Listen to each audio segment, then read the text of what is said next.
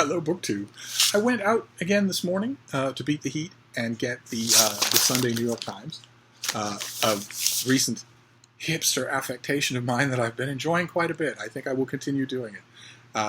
It was already hot. It was already 80 degrees Fahrenheit when I went out. It's been a hot, languid day here in Boston. I thought we'd go through the Times just a little together. Of course, the center, the point of the whole thing is the New York Times Sunday Book Review, a pull-out section of book review that is the pinnacle of my profession. It is. If you get your book reviewed at length in the Sunday New York Times, in the pull-out section, that's big. The understanding is, and I think it's probably wise, probably backed up by fact, that review will be seen and followed, obeyed, by a large number of people, far more people than see it in the weekly paper, or that see it in any other paper. And this is the Sunday, July 14th edition, and the way you can tell that is because at the last minute, the picture that was going to top the front page above the fold had to be swapped out, because last night there was a massive power outage in Manhattan.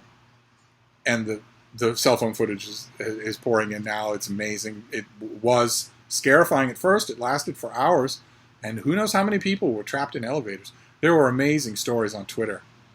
One guy wrote on Twitter that he got home to his apartment building, took the elevator up to his floor, and had got off the elevator no more than a few seconds when the power went out, and he realized that a minute earlier, if he'd been on, he would have been trapped on the elevator. And you think how many people were trapped on elevators or down in subways or whatever when all of a sudden everything went dark.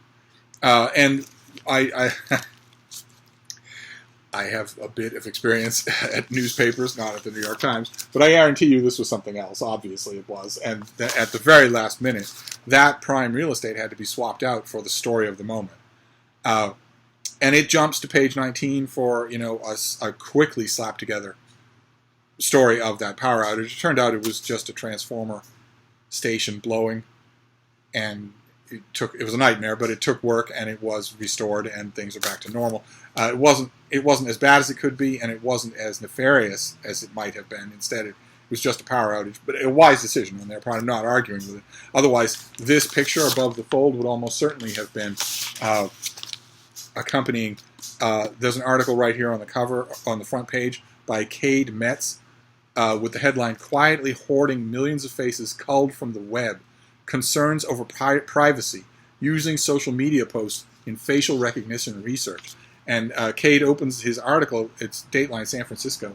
"Dozens of databases of people's faces are being compiled without their knowledge by companies and researchers, with many of the images then being shared around the world in what has become a vast ecosystem fueling the spread of facial recognition software." And if you follow that article, here, let me see if I can find it. Dealing with the Times is always a bit of an ergonomic nightmare, but I want to give you the full experience because a lot of you don't get the Sunday Times. Yes, there we go.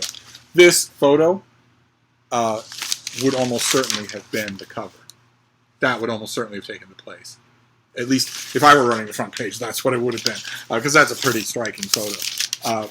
But when you're looking at the front page of the New York Times, we'll look at other sections, but when you're looking at the front page of the New York Times, you have to wonder why these stories are here. And also, not that I'm alt-right, and not that I'm subscribing to, a squarely conspiracy-minded view of the world. You also have to cast one eye in the direction of what the racist, sexist, fascist, lying moron who is currently president of the United States refers to as fake news. Because that term is not wholly without merit. Calling reporters the enemy of the American people is wholly without merit. But fake news is an umbrella that covers lots of things. So when you look at stories at the front page of the New York Times, one of the things that you should get into the habit of asking is not so much what is the point of this story or what are the angles, but also, is it true? Is this story true, or is it a lie?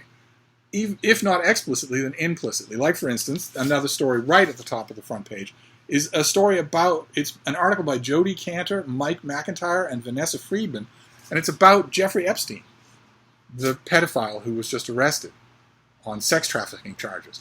And it's a long article about how when he was released the last time he was arrested, he said about burnishing his image with charitable donations and massive financial contributions to colleges and whatnot. And you wonder, you get 4 paragraphs into this thing and you wonder, why am I reading this?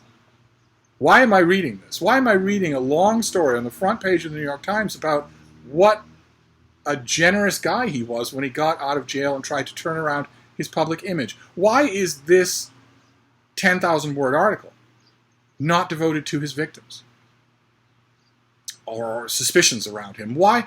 I mean, the article strikes a pose of these are the things that he did to renovate his image.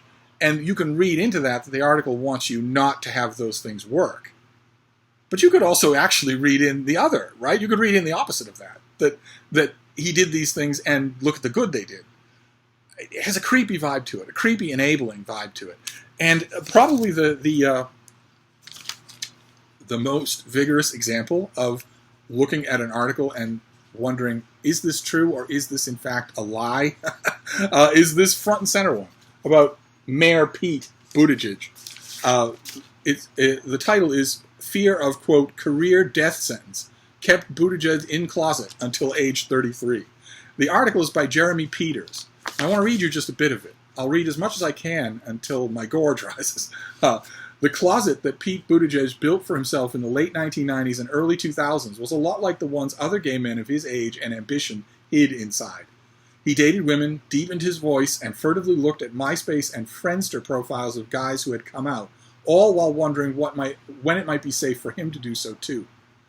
Chris Pappas, who was 2 years ahead of Mr. Buttigieg at Harvard and is now a Democratic congressman from New Hampshire, said he arrived at college pretty much convinced that he couldn't have a career or pursue politics as an LGBT individual. Jonathan Darman, who was one class ahead of Mr. Buttigieg, remembered how people often reacted to a politician's coming out then. And here is his quote.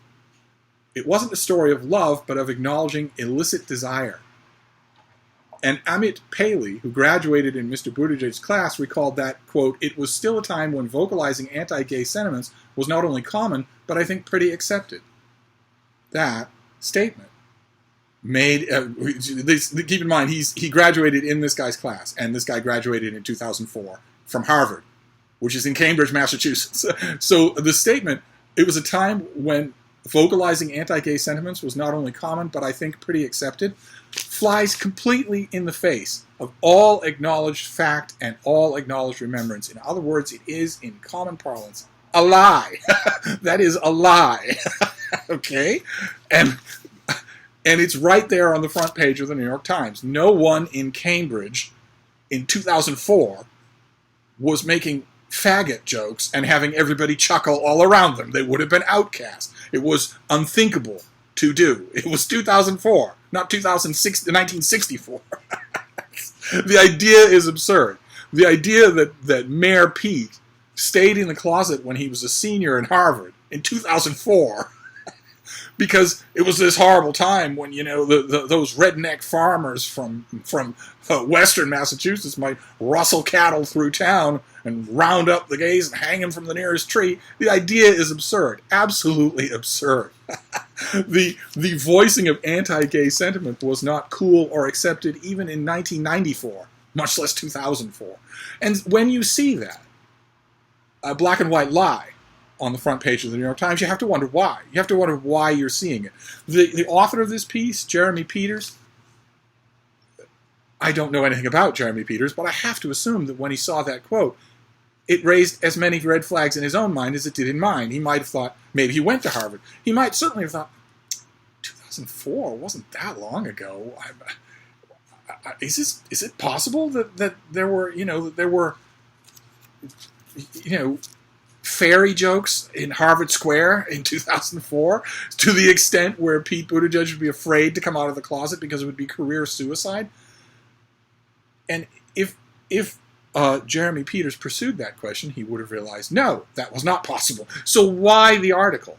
And it turns out when you go to when you follow to page 18 and read it past the jump, it's just a long worshiping piece about this candidate for president and his bravery in the face of discrimination that he never actually faced. So, and that bugs me because it sets up all kinds of straw men that the one person the one person on Earth who is crude enough and venal enough and a big enough bully to not only sense those straw men, but mock them effectively, is Donald Trump. Why give him that ammunition? Why do it? But anyway, we move on from the front section in another moment too soon, as I'm sure you would agree, to the business section. And my partner in tedium, David Murphy, over on his channel, not only, I thought he was going to do a walkthrough of the Wall Street Journal every weekend, their weekend edition. But there's been hide nor hair has been seen of David Murphy. And naturally, I went to the business section. I thought, well, we're all lost without him. He's our business wonk. And I thought, no, how hard can it be? I know my way around high finance. Why don't I give a go at explaining these to you? After all, how hard can they be? Like, for instance, there's a section here called Mutual Funds and ETFs. Perhaps you'd like me to explain an ETF to you? It's a complicated term. The colloquial name for it in the financial world is everything that fits, ETF. And what it is, I'll try to use simple language. It is a yen-based, government-backed triple bond that will indemnify 4 times out the minute you put money in. So it's rather a remarkable thing. But I'm not sure that its Keynesian roots go very deep. I'm not sure that that's the case. It's awful complicated. But if I were you, I'd probably hold off on putting your money in an ETF and in everything that fits.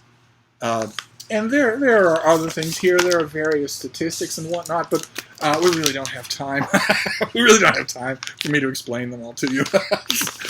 Then there's in the Sunday Review, there's an article about busing. Because believe it or not, after that last presidential debate, busing is now a thing. It's now an active debate again in America. I really, really would have hoped to get away from that. I really would have. We in South Boston had a good deal of history with busing, and it's a dead issue now. The issue now is inequality of access, inequality of income inequality. Certainly, yes, but for presidential candidates to now be talking about busing like it was 1974 again, it's a little bit on the depressing side. And there was a line in this long article. The article is by Nikole Hannah-Jones, and it is actually remarkably good. It's remarkably well written. And there's one line in here. I'm not sure that I'll be able to find it. Here we go. Like Kamala Harris, I was one of those kids bused to white schools. Busing was part of a desegregation plan in Waterloo, Iowa, represent, adopted using federal desegregation funds after being sued by the NAACP. Starting in 2nd grade and all the way through high school, I rode a bus 2 hours a day. It was not always easy, but I am perplexed by the audacity of people who argue that the hardship of a long bus ride somehow outweighs the hardship of being deprived of good education. And, you know, I might not agree with all... Let's say her name again, because that's good writing. Her name is Nikole Hannah-Jones. I should probably watch out for her. She probably has a book in the works. I might not agree. I did not find myself agreeing with a lot of the points that she made in this very long article, but I loved it. Just loved it. It wasn't dumb or pandering at all. Very enjoyable. And then we have the arts and leisure section, which I always think of as a section devoted to all of the big Broadway shows that someday Just Juan Reader and I are going to see together. Someday, the 2 Broadway babies of Book 2 are going to consult the arts and leisure section and then make our plans for what shows we're going to see. Someday that's going to happen. There was also a long pull-out section, which initially made me squeal with happiness. This huge thing on the moon. This is the 50th anniversary of man going to the moon. And this is a great, big pull-out section that has all sorts of... it's heavy-duty paper, and it has all sorts of great graphics. But my squealing turned to dismay the further I dug into it, because half the articles in here are lead-ins to advertisements. This whole thing is a lot like... Again, I've never worked at the New York Times, nor have I ever worked at a paper anywhere near as big as the New York Times, but I have been an editor at much, much smaller papers in the aforementioned Iowa and other parts in the Midwest. And I know what this kind of a thing is like. I'm surprised that I'm so out of practice that I didn't see it until I was into it. We used to do this sort of thing ourselves with a farming supplement or a fashion supplement where it was the ads that were driving the thing. So you needed copy for that section, but it was in no way going to be independent copy. It was going to lead into the advertisement. And that's a shame, because this is a remarkable thing, a remarkable achievement, and a remarkable historical anniversary. But what are you going to do? There was also an article, a brief thing in the arts and leisure section. I wish that it had gone on longer. I wish, in fact, that the author had opinionized instead of just made a joke of it, about the current fad in emails, in business-related emails, of, I hope this email finds you well. I hope you're well. I hope this email finds you well. I do official correspondence, email correspondence, for a couple of hours solid every day. In fact, since I have lots of editorial and business type stuff that's not in America, that even applies to Sunday, and it applies all day and night. And I see that now enormously, almost to the point where it has almost reached the same level of annoyance that I have with the sign-off BEST. BEST is an abbreviation, an idiotic, brainless, lemming-like abbreviation of best wishes, or I wish you the best. But but you can't do that. You can't abbreviate a sentence like that. So when you finish an email by saying best, comma, and then your name, you are praising yourself. You're describing yourself as best John Smith. It's nonsense, in other words. It's gibberish. And it's in every official email that I read is that way. And right up on its heels in terms of frequency and ubiquity is, I hope this email finds you well. I hope this message finds you well. Like we're pre-postal service. Like we're Erasmus back in the Reformation. And you found a likely courier who's just about to make the packet from Delft and who might be able to get a message to you in Rotterdam. And I hope it finds you well. When last I had any contact with your people, last year you had the egg. And I'm wondering if you're long since in your grave. I hope it finds you well. When you sent your email, hoping that this message winds its way down the Donner Trail and finds you well 40 seconds ago. There's a piece satirizing that. I wish the satire was a little more pointed and had a little more exposition to it so that maybe we could root it out. Okay? And if you're doing business email, allow me to tell you what is correct and what is not. What is not correct is any fad of any kind. So, hope this email finds you well, best, all of that. Cut it out like a surgeon cuts out a lump with a knife.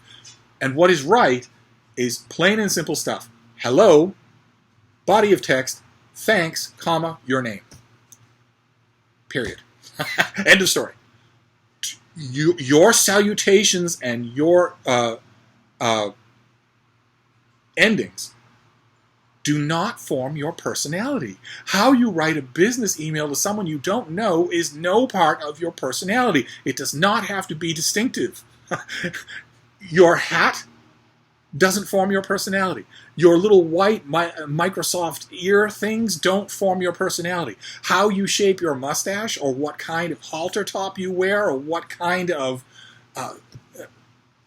fidget spinner you spin around, those things that you can buy or that you can imitate, don't form your personality. Don't try to make them.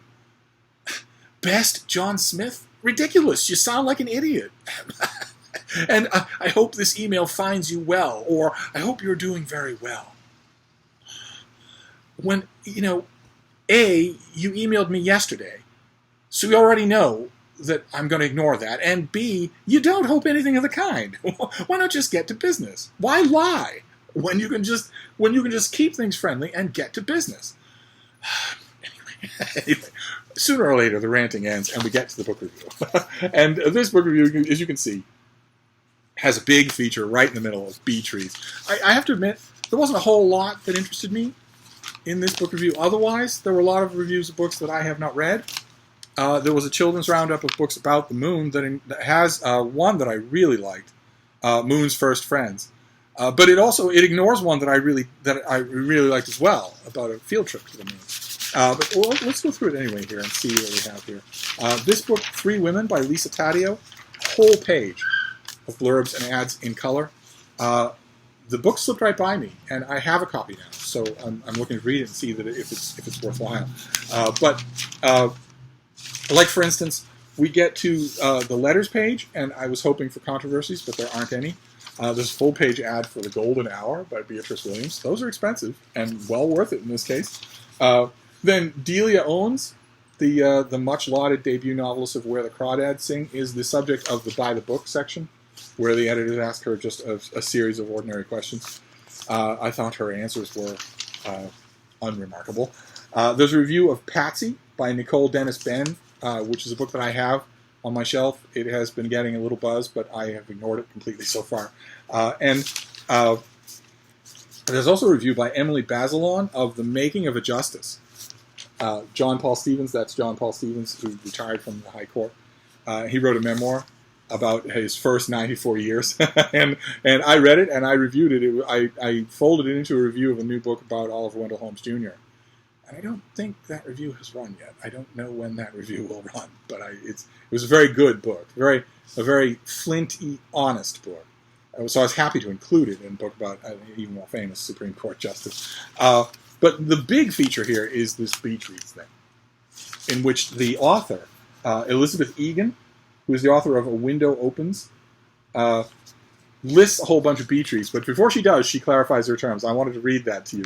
Last summer, I made it to the beach only once, to Ashbury Park, New Jersey, on a day trip with my son. Nevertheless, between Memorial Day and Labor Day, I plowed through a dozen novels, many of which could be described as beach books. Now, before I take these works out of quotation marks, and before we explore the season's nominees, I want to provide a modern definition of the term. A beach read does not have to be consumed on the sand. It is equally at home by a lake, or a pool, or on a porch, or in a bed. It keeps you company on a sweaty commute when you feel as if you're the only person in the world who isn't on vacation somewhere fabulous. Beach books pair well with popsicles, watermelon, peaches, and lemonade, but they're not restricted to the months when these delicacies are in season.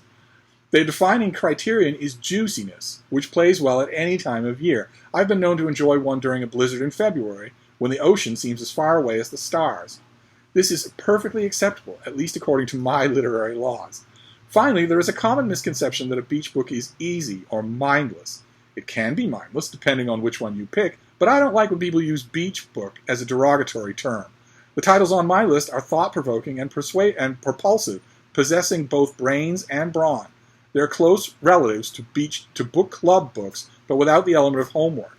I read a beach book for my own enjoyment, and not because I'm going to have to opine about it in someone's unnaturally clean kitchen over hand-thrown bowls of baba ganoush. These books are the cool aunts of the literary world. They drive with the top down and take you to new places. They're memorable, challenging, warm, and wise. They should not be underestimated. They will steal your day and, yes, your heart. Now, there's a bit of hackery involved in that prose, but I like it very much. And I especially like the author sticking up for beach books, so-called beach books. And some of the books that she names, I'll just tell you which ones they are. There's Jennifer Weiner's Mrs. Everything, which is classic Jennifer Weiner. It's entirely enjoyable. You'll laugh out loud. If you go to Jennifer Weiner expecting that kind of fun, low-calorie fun, then you won't be disappointed. I'm not sure. A lot of people are saying that Mrs. Everything is her best book. I'm not quite sure of that. But there's also Ellen Hillenbrand's Summer of '69, which gets a good write-up here. The Guest Book by Sarah Blake, a book we saw on this channel that I liked very much. The Lager Queen of Minnesota, which I thought was a hoot. The Islanders, which, who's this again? Elizabeth Egan, does a really good job dissecting the appeal of the novel The Islanders. I liked it, and this little 2-paragraph on it actually helped me to clarify why, which is kind of weird in a beach book feature. The Last Book Party by Karen Duquesne, a book about the world of 1980s literary Manhattan, was great. I loved it. If it's a beach book, then we do need to redefine the term. And the author loved it too. Then there's The Travelers by Regina Porter, which I have not read, and Searching for Sylvie Lee by Jean Kwok, which I also have not read. But the ones that I have read, these were good choices. Then William Taubman does a review of Valery Grossman and the Soviet Century. I think that's pretty much reviewed out by now. I don't think anybody's going to get to that. And there is a long and thankless review on the Armenian genocide. which I'm going to make a prediction now. It's not a tough prediction. It's certainly not daring. I predict that the long book review on the Armenian genocide will spark a letters page controversy next week. Because it doesn't matter what you say about the Armenian genocide. It doesn't matter what the book says, and it also doesn't matter what the reviewer says. Someone is going to write in furious. So let's just set our clocks and watch. That will happen. I guarantee it. But anyway, that was the week that was. That was the New York Sunday Times. And I'm going to wrap this up for now and hope, maybe, that next week David Murphy will read the Wall Street Journal. That maybe he'll be back among us in any format. But that was kind of fun, him reading. Who's the guy that the Journal has writing about fiction? Sam Sachs? It was nice seeing somebody read that column. Anyway, I'm going to go, but I'll be back. Thank you, BookTube.